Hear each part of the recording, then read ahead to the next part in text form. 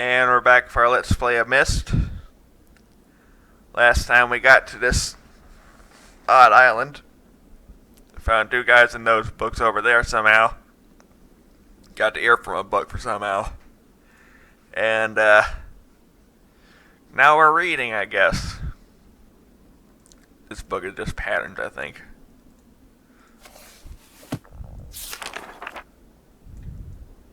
No. Channelwood. I've called this age Channelwood, and it's a very different world. Though it's exactly how I imagined it, it's still amazing to see with my own eyes. Water covers this age as far as I can see except for a small rocky island. Elsewhere, there are only trees which grow directly out of the water. A myriad of thin wooden passageways are built just above the water and disappear into the forest. Okay. I assume they were built some time ago, for they appear aged. I'm eager to discover more about this land and its people, but I've arrived here late and I must rest. I was awakened this morning by strange noises coming from a pathway adjacent to the one on which I had slept. I saw a group of monkey-like people heading in my direction. What? They had not seen me yet. I did not feel threatened by their presence. Their response to me was one that I would never have expected. After staring at me for a short time, they fell to their knees and appeared to begin what seemed to be some sort of ceremonial worship. What? I tried to speak to them, but they did not understand my language. Instead, they indicated through enthusiastic hand motions that I was to follow them. Okay. As we walked, I began to notice that the waters below us were changing colors. Slowly, subtly, they would change from deep blue to muddy orange, then from muddy orange to beautifully clear. I was so intrigued by the water, I hardly noticed that we had arrived at a ladder. Climbing the ladder led to their village, which is about 10 meters above the water, and can only be reached by rope ladders that stretch from the lower paths to the village level, approximately halfway up the grand trees. It's very interesting watching these people carry out their daily tasks. Even after watching them for hours, I did not understand exactly what they were doing. Sounds complicated. At sunset, they motioned for me to follow them. I followed the creatures to the doorway of an enormous hut. Strangely, once inside, I found that the hut appeared even larger than the outside. Okay, that defies laws of physics, but I'll pay attention. The walls were garnished with bright metals, and in the center of the hut stood the leader of these people. Well, sat the leader. At least he appeared to be their leader, for he sat a meter off the ground and off the floor in a thick throne. Guards surrounded the strong creature, who was dressed in many exotic, colorful fabrics. Okay. Next to the leader sat a very old human. At least to some extent he appears human. His hair, which was only on his face and head, was completely gray, almost white, and hung very long around his frail body. His thin head hung limply on an almost grotesque neck that could not hold its head up to look at me. Gross. But what a surprise, this creature could speak my language. Shortly thereafter, I was given a bed with some hand motions that looked to be telling me to go to sleep. I look forward to learning more. As I suspected, the ancient creature is a human, but he is old beyond his own reckoning and seems almost insane. However, the tree dwellers almost revere him as a god. They're treating me now in the same fashion, which makes me feel very uncomfortable. It's almost impossible to understand this old man. His voice is feeble but wild. He has adopted much of the language of the tree dwellers. He himself told me they had not spoken our own tongue in ages. Weird. He attempted to explain to me the history of this place. The following is my best translation of what he's told me. Okay. Many years ago, the humans and tree dwellers lived together in this place, which was then a vast island. They interacted very little. The humans dwelt on the ground, and the tree dwellers lived high above the humans. Occasionally, the island was disturbed by mysterious rumblings which happened randomly. Some sort of tectonic or volcanic action, I suspect. Sometimes slight, sometimes heavy tremors would only last a short time. Then they would stop, allowing everything to return to normal. One day, things changed. The rumbling began and grew quickly to unprecedented levels. Soon it became apparent that the entire island was sinking slowly into the ocean around him. Many of the humans died that day, but not before sacrificing themselves in order to stop the sinking of the island. The humans who lived through this catastrophe moved into the trees where they gradually died out. Maybe because they were unequipped for such an environment, but I'm not sure. This is the story the old man communicated to me, though many details are very unclear in my mind. I'm especially confused as to how the humans saved the island from completely sinking. In fact, I doubt the accuracy of that part of the story. The island must have stopped on its own. If the old man believes in the truth of the story as if he'd been there. And the tree dwellers worship him, and apparently all humans, as if he or they were heroes or gods. The old man ended our conversation today with an event which I will never forget. He began gripping my hands tightly, murmuring something about rest and sleep. Then he said, "We had expected you to come sooner." These actions filled me with a sort of immediate dread. With much effort, he stood to his feet. I tried to help, but he pushed me away with more force than I imagined his frail body contained. The tree dwellers quietly surrounded him with very solemn faces. They then kneeled before him. He walked to each and placed his hand on their heads. All the while he murmured words which I do not understand. Finally he turned to me and smiled. Then he closed his eyes and walked out the door and off the narrow path high into the trees. The tree dwellers were silent. Jesus. They began a procession down the nearest rope ladder.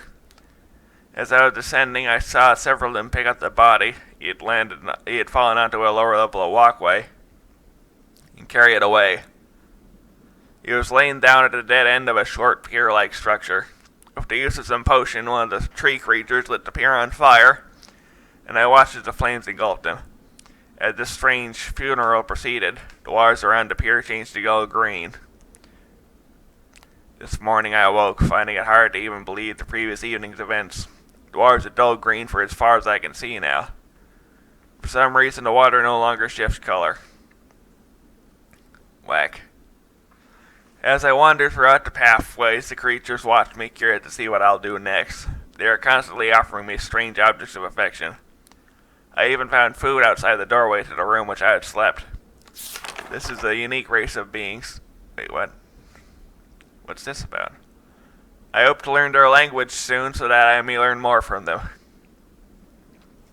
I have lived on this world for 3 months off and on, and the tree dwellers have shown great hospitality. I am even beginning to learn bits of their language.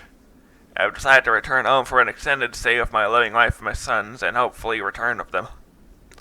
However, I am sure Catherine will once again refuse. I think this age will be a wonderful experience for them all, and I at least look forward to how Sirius and Akanar will react to its curious inhabitants. Well, I'd like to see him. Catherine's staying behind as expected. My sons have returned with me, and they enjoy this age very much. They get along very well with the tree dwellers, and are picking up their language surprisingly fast. Kids have a knack for second languages, I think. Kinda need to learn to communicate when you're a kid, because kind of an important thing to learn. I have no doubt that it will not be too long until they can speak with the tree dwellers much better than myself. I am leaving tomorrow to check on the Osmoian age. Sirius suggested that I follow him and allow him and his brother to stay. Though the idea unsettles me, I know the boys are growing up rapidly. The hospitality of these creatures is such that I could think of no better place to leave them alone for a short while, so I'll consent to their request. I warned the boys not to take advantage of the respect the tree dwellers have for their ideas. They seem to understand my warning, and I have faith they will follow it. How'd that turn out at the end? Much to my dismay, upon arriving in Everdunes, I learned that Pranar people are continuing to be menaced by the Chostik. I fear for their survival and plan on returning to Earth shortly after checking on Sirius and the Akanar here. See Everdunes Journal for more information.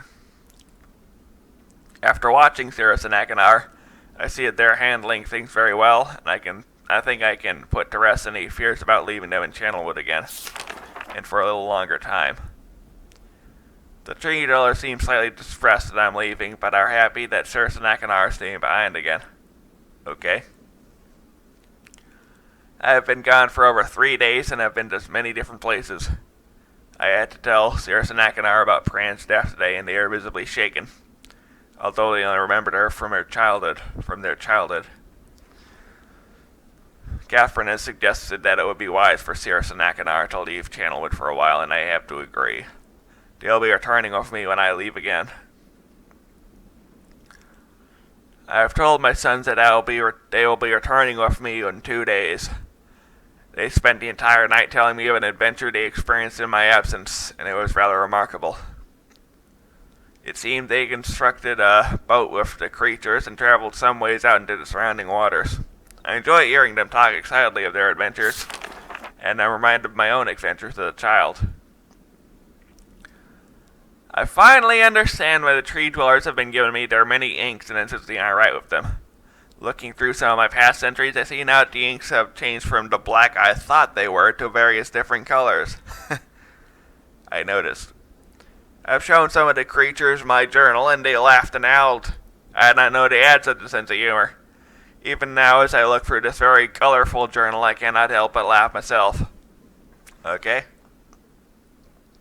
We'll be returning tomorrow, so my sons are with the creatures for the last night here.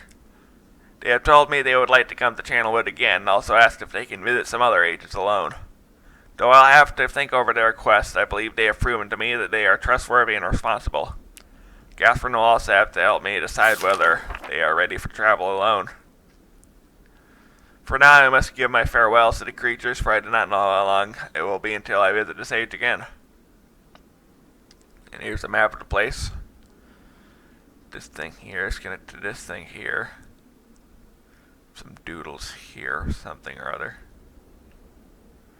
Bridge goes here. This section's off on its own for some reason.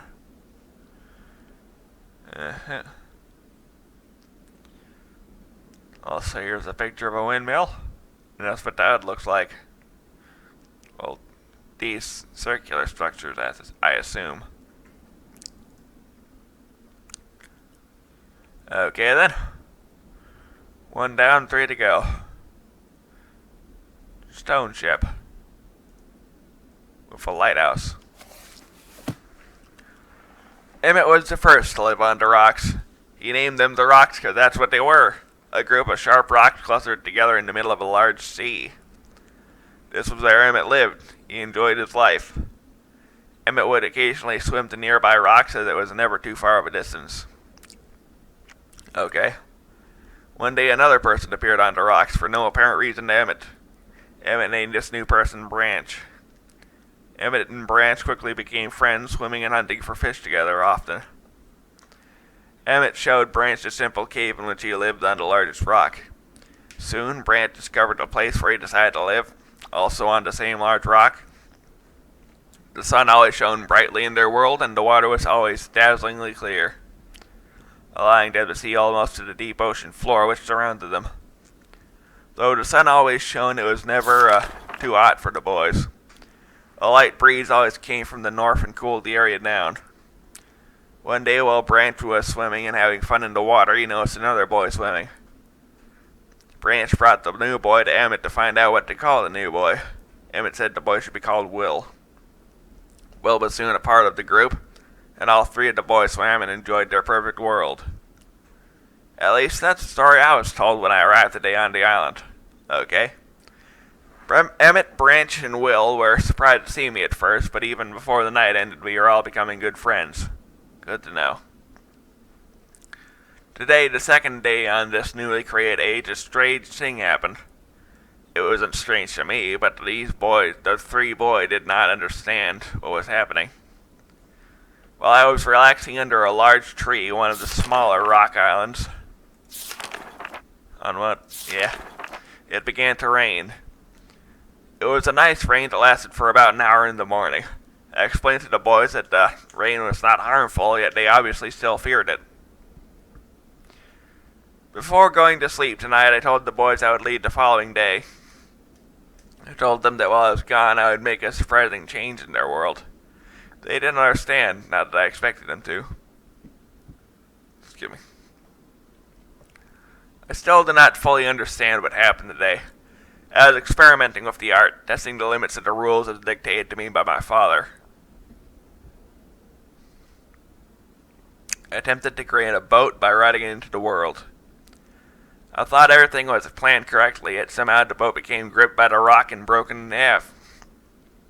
Although this test did not turn out as I had hoped, I now have answers to a few of the questions my father never answered. As for the boat, I can see the boys enjoy it anyway, and with that I'm pleased. They have played on it all day. Even though the boat cannot move, I have enjoyed studying from it. It's a much sturdier platform than the jagged rocks. In the course of my observations, I have learned some very interesting things regarding the solar system of this age. Here's a submersible lamp. The nights are absolutely beautiful here. I've made note of and named the number of constellations that pass above me. Also, during the night, I catch glimmers of light from the horizon which I have not been able to discover if it is created by some natural phenomenon or by additional people on far-off islands or rocks. I should very much like to discover which. I rather suspect it's additional people, which would explain the appearance of Branch and Will. The rain today was slightly heavier than usual. Just when the boys were getting used to the light rains, a small storm arrived. They were frightened of the heavier rain, not to mention the thunder and lightning. If rain has never fallen here until recently, as the boys tell me, I would like to discover why it's falling now. Regardless, I have decided to return home for a short while. I've also been thinking of some plans for a lighthouse that I hope to construct soon. I think that perhaps by shining a bright light toward the horizon, it might prove my suspicions regarding the additional inhabitants. They would be curious about the light and travel to discover its source, if they have the means. Here's the lighthouse. I returned with my many tools that I will need for the construction of the lighthouse. I have decided that once the lighthouse is completed, I will leave for some time and let the world's own imagination have control. We have worked 3 weeks on the lighthouse now and are making great progress. The rock that we're building on seems to not be as secure as I would like. I've had to alter my plan slightly, but these alterations pose no real problem. Lights up there. Okay. The boys are quite strong and have been helping me immensely. I estimate construction will be done within 2 days. The lighthouse is finished and we are all proud of our creation. The boys are amazed at the structure wrought from the rock with their own hands. That evening we powered up the generator, much of the boys dread at first, and shined a great light to the horizon for many hours. Okay. I stayed the night on top of the lighthouse, and in the morning awoke to observe the sunrise without being coated with the chilly blanket of ocean dew I'd become accustomed to. It was Will who first saw the girl. She was swimming not far from the boat where Will was getting ready to hunt for fish. Then Will noticed a man not far away from the girl. Emma was very pleased to meet the additional neighbors. I feel pleased to leave this age. I've set in motion events that have nothing to do with writing or the art. That will have a more profound impact on this world than I could have ever written. I think... Okay, this is Stoneship from above. Okay. Bird's eye view, as they call it. Of it this age... as a gift to myself that I will wrap up and open someday in the future, when we discover it has changed so much that it is indeed a surprise. Besides, I have yet another new age that awaits me. It seems I'm going to need some way to travel underwater in this new age, and so much planning is in order. It's been 10 years since I left this age, which I have since called the Stoneship age. Good to know. Upon returning, I cannot believe the changes that have taken place. The 3 original boys have grown into adults, and there are many new faces that I do not recognize. Branch told me that it's not rained for 7 years, and the cool breezes are back again. They are all very content and have been serving me with new foods and showing me new materials they have discovered. It even seems they found gold somewhere. I see it in many forms around the island. Okay. My lighthouse has been kept in perfect condition, and it looks as if they have tried their very best to keep it so. Yet I have noted that the entire rock it was built on has sunk approximately 40 or 50 centimeters. Okay. After a wonderful visit with my old friends, I wonder aloud what things will be like here in another 10 years. And here's some constellations. An anchor, an eye, a snake, beetle, cross,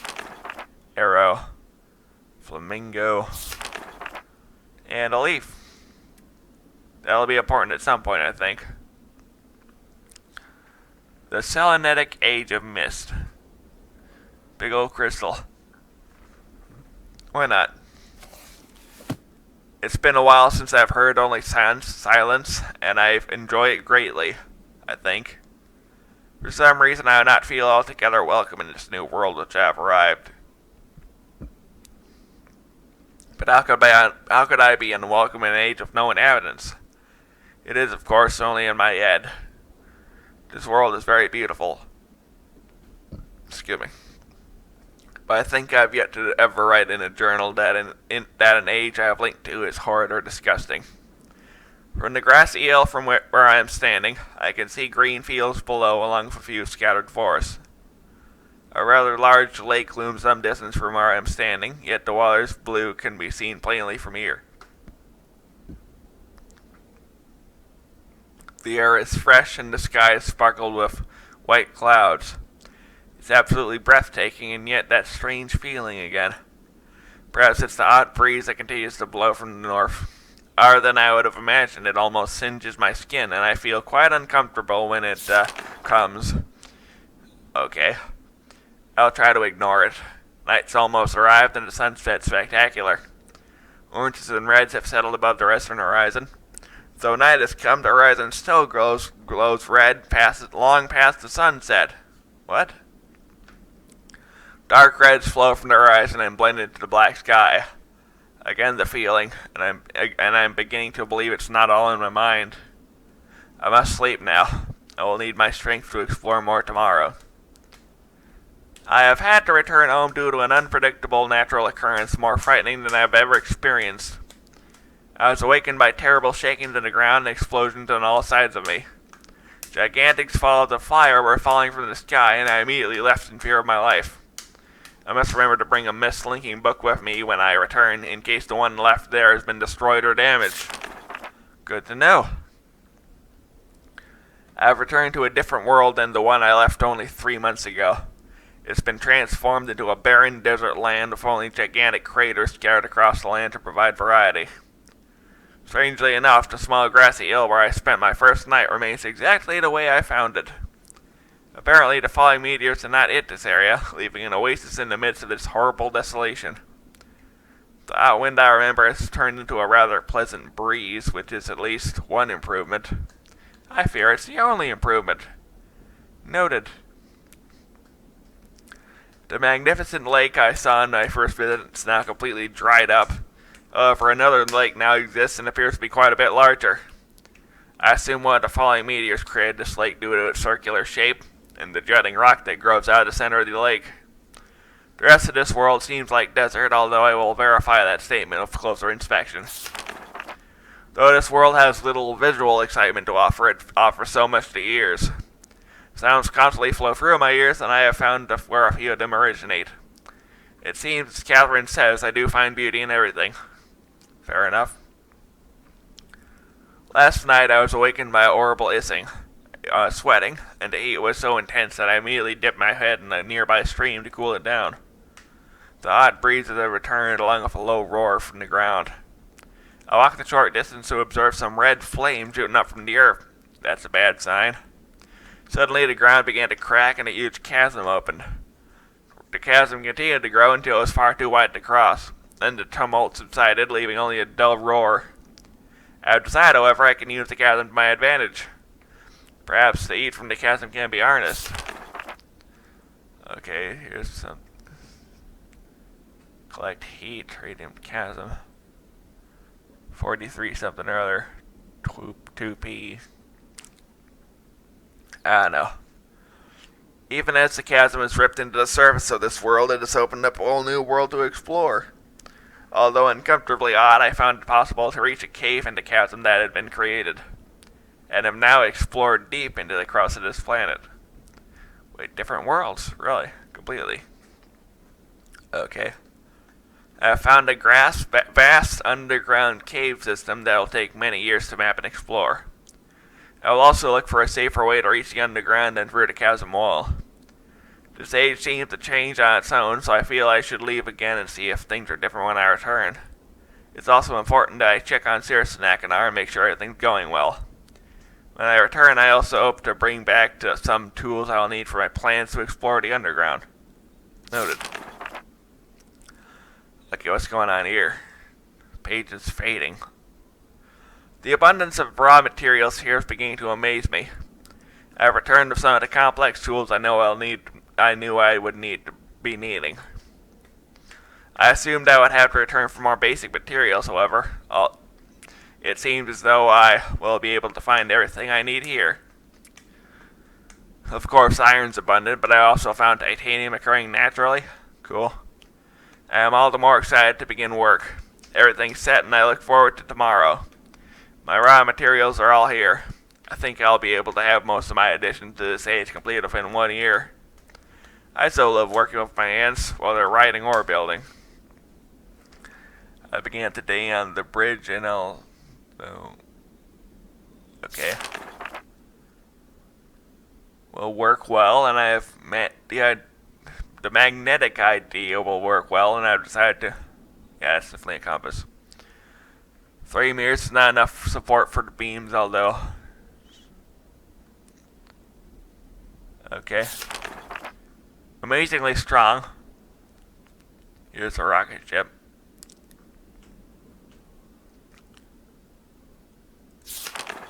Has to be one of my most prized inventions. I am extremely... Could never have imagined it to come together quite as... I don't know. Could possibly work with 14 instead of 8. Something. Completely fatigued. I'm so happy to have completed. Yada yada. Tomorrow. I am leaving today in order to bring back Selenetic. I've left them alone in Channelwood. I believe they'll enjoy all there is to see here. The age appears to have stabilized. I believe the meteor set off a period of volcanic activity but piercing into the shallow crust. But the tremors have become few. I have just noticed that a large amount of this journal has curiously vanished from the very page on which I wrote over the last 18 months. Fortunately, I've copied many of my construction notes in another journal. I do not understand the many mysteries of this world, but I trust I will discover logical answers to my questions. I have a feeling that many of my questions can be answered in another age to which I hope to travel soon. But for now, I must simply accept this world's mysteries and take pride in my accomplishments. And here's a keyboard for some reason. It's a map of the place. That's good to know, I guess.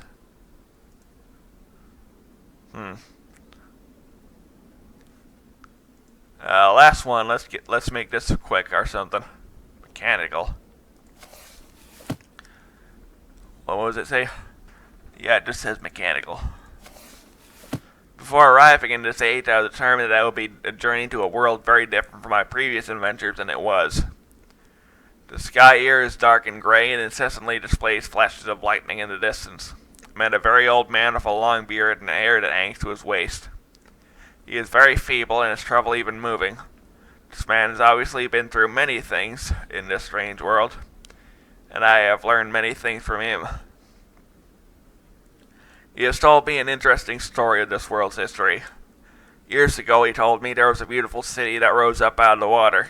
It housed many people inside its walls, and the people had everything they wished for. The city was surrounded by 3 eye walls, which rose higher than the city. On the east hill of the city rested a large lookout post. The people of the city had constructed the post expecting visitors to arrive from the east. The people had no means of traveling on the water, which forced them to merely wait for friend or foe. As time passed, friendly visitors brought rumors of an enemy that existed beyond the horizon. The people grew fearful, yet nothing happened. One day the usually sunny sky became dark as night, and black ships appeared on the horizon.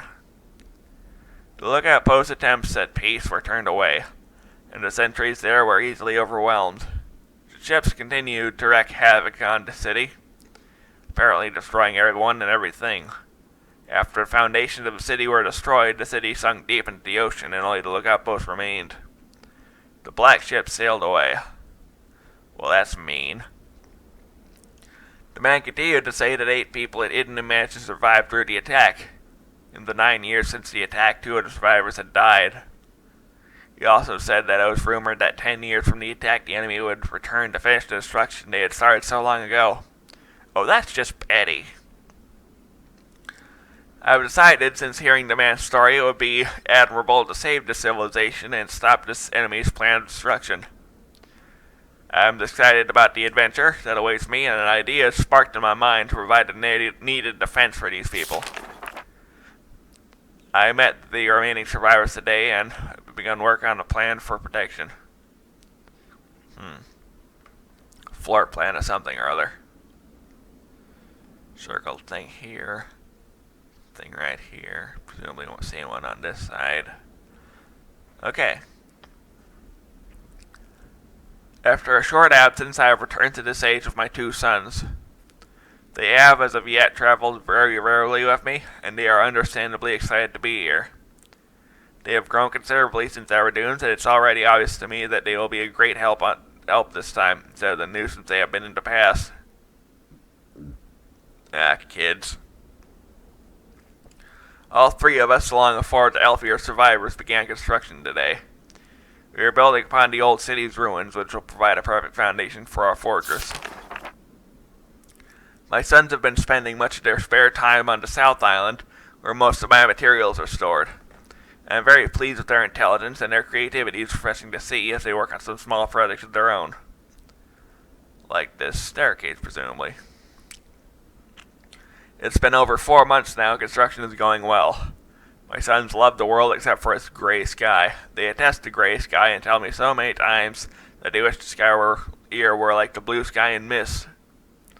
The old man I first talked to tells me that the enemy is due in 4 months. I feel we will be ready when the time comes. The man reminds me of Emmett in many ways, and I often wonder how Emmett and his people are doing. It's been 6 months of work and we finally finished the fortress. It rests between the 3 hills, which are now only islands due to the rising water level that the people experienced after the attack. Maybe it was more of a sinking. Well, it was a sinking, you know. Inside the fortress, I have designed the most intriguing device. It makes use of a technology called holography. I began experimenting with it on my visit to Aspermere. It'll be working in a couple days after I compensate for some small miscalculations.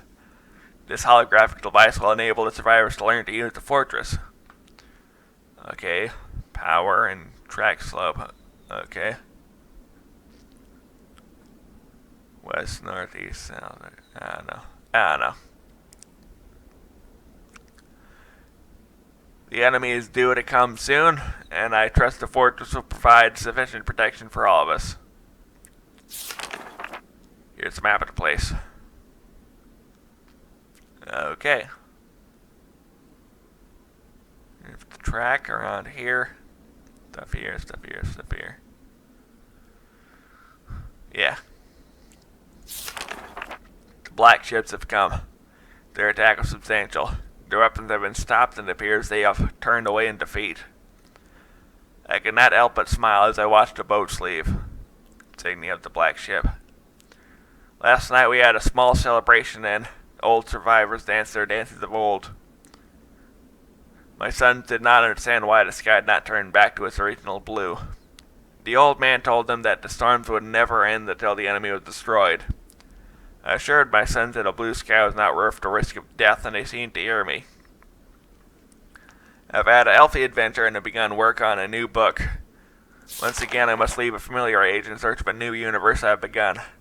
But first I'll have an extended time with Catherine, whom I miss very much. I must also return to the people of the tide.